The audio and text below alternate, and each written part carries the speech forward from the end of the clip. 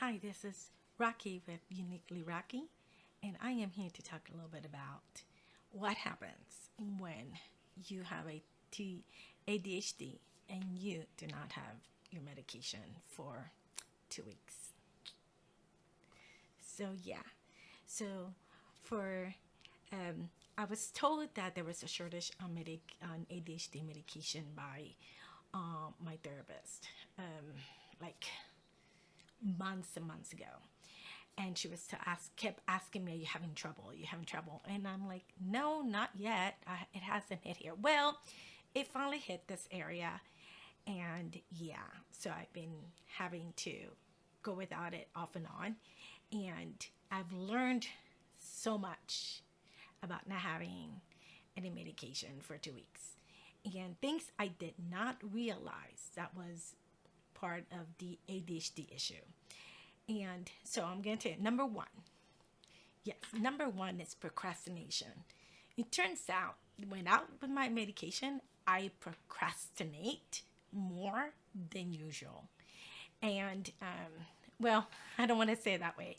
I should say that I did not realize how much I procrastinated. Um, I try not to.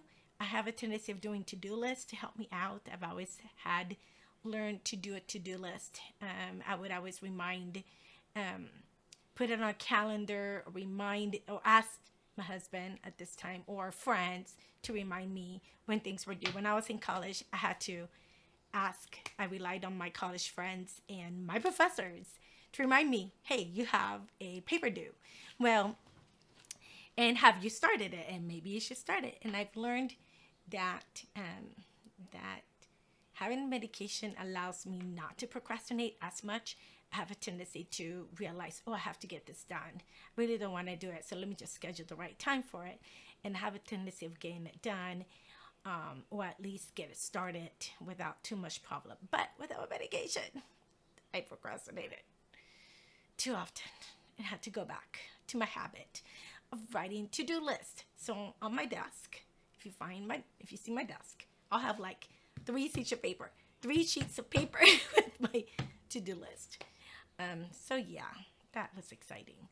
Number two, I my mind keeps thinking about everything. I mean everything. And I knew that was an issue, but I think that after I started my medication for the first time in my life, my mind was quiet and at peace. And people don't realize that. I think you wonder why I jump from one thing to another. It's because my mind is constantly thinking about everything. I mean, I can hear people talking and my mind will go towards that, or I hear people doing something, or I realize something reminds me, oh, I've got to get this done, and my mind goes that. So yeah, so it's like an energizer bunny divided into 10 multiple bunnies going in 10 different directions. And I did not realize that was ADHD, ADD. It's the same thing.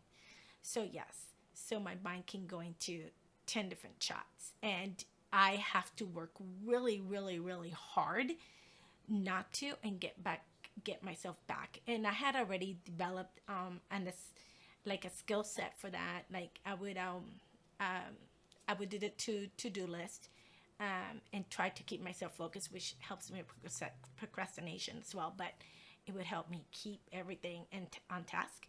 But I would always tell myself, focus, and I have friends in college that used to do that for me.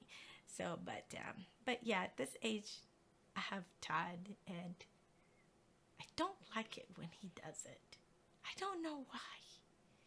But anyway, so there's a person at the office that I I am so glad that she, without her knowing it, sometimes she would ask me like, "Have you done this yet?" And she doesn't say anything, and then she goes, or "Have you started on this?" Or you have this due, and that really helps me.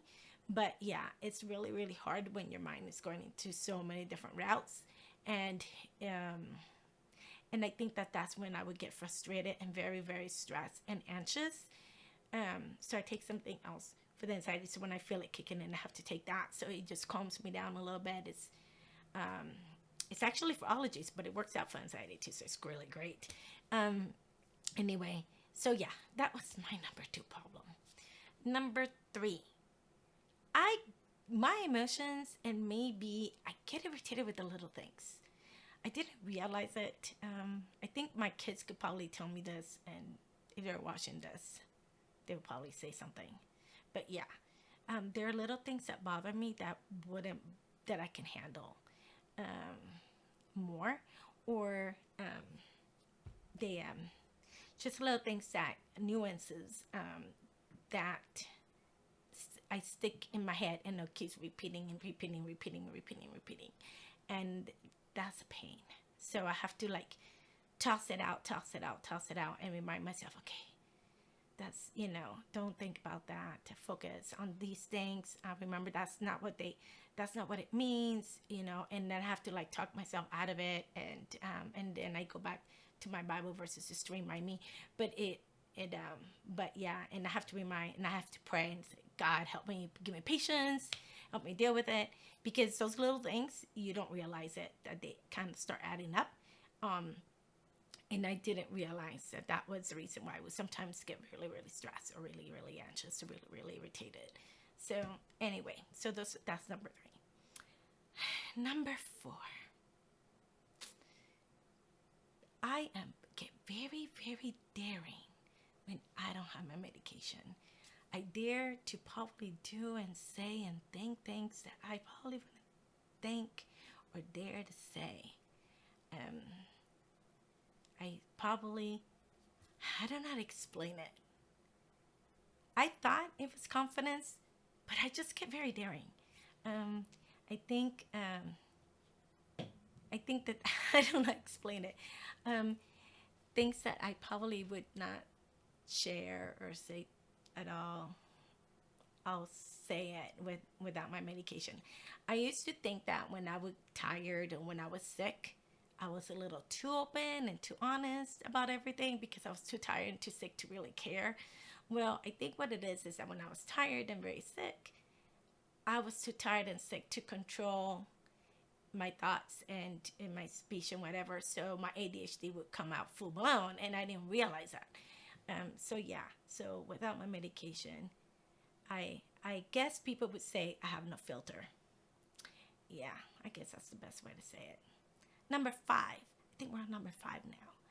Number 5. Number 5 is that I probably get too impatient. I want to get things done quite faster. I feel like I'm running out of time. Like time gets away with me, so my time frame is very messed up.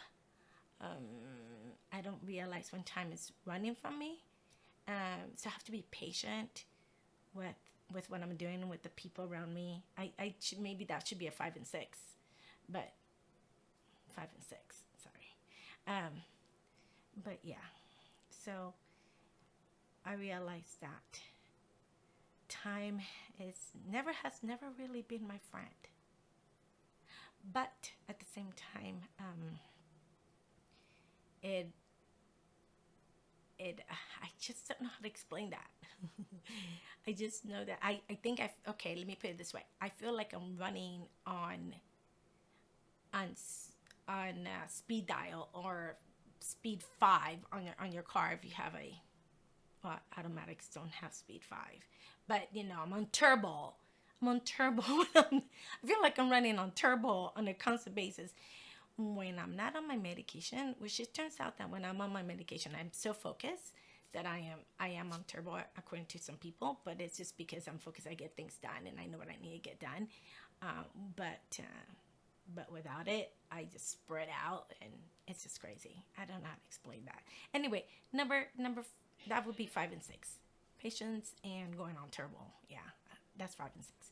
So, and the last one is I tend to interrupt more when I'm not on my medication, or when my medication's going down.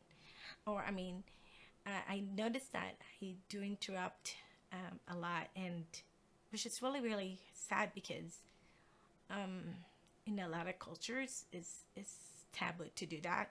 And actually, every culture, because I used to get in trouble with my dad every time I would interrupt his discussions when he was little. But I would get so impatient. So that goes back to number 5. Anyway, so yeah, I interrupt more because I just want to get my words in, or I'm thinking about it and I'm afraid that something might go off, or that I may forget. Or which leads to number 7. I forget a lot more. I forget a lot more. I have those blank spots, and something happens, and I totally forget what I did, where I put it, what did you say, what did I say? I don't know. So yeah, I have more, and I think that the more stressed or irritated or anxious I get, the more I forget. So, which I kind of mentioned before. So yeah, so I finally took my medication today. Oh goodness, thank you, because now my head is clear. I can pace myself without being on turbo. I can get things done. I'm not procrastinating as much, I hope. And I can probably pull back and go on gear 3, gear 4, gear 4. And I don't have my head spinning around going in multiple Energizer bunnies, which I am so grateful for, because it turns out that you are physically tired by the end of the day from trying to so hard to stay on task, to go on the pace everybody's going, to focus on what you need to do, to listen, to know when not to stop yourself from interrupting, from or just controlling, your thoughts and your mind, and not being involved in discussions that you shouldn't be, and that's and controlling all that in your brain, and even with God's help, and God help. Oh my word, God has helped me in so many levels. But even, and I think He helped me a lot, especially throughout my years, because it could have been worse. It really could have. But with all that, you're tired. So the 8th thing, the last thing that I learned is that I am more tired, and my brain feels like is by the time I get home from all that extra work that I had to do just to get through the day. And so, yeah, I guess I can do without my medication. I didn't talk about the emotions, which probably would be number 9. Your emotions, you're emotional a little bit more scattered here and there, or your emotions get really excited, or you have a tendency of being in the opposite direction, but because well, I don't want to anyway. So number 9 would be that, but the truth is that I can deal without it. It's just very hard, and it's very tiresome, and it's just exhausting. It's exhausting, and I think that that the more exhausted I feel, the more I don't care about certain things, or I don't want to do things, and I think that's the reason why I hate doing dishes at night, because I'm exhausted of using my brain the whole day long. So yeah, so a lesson to be learned is that, and sometimes we have to be thankful for God creating certain medications to help you get through your day. Yeah. That's it. Those are the things I've learned. Now you know them, and I hope you don't have to learn them the hard way.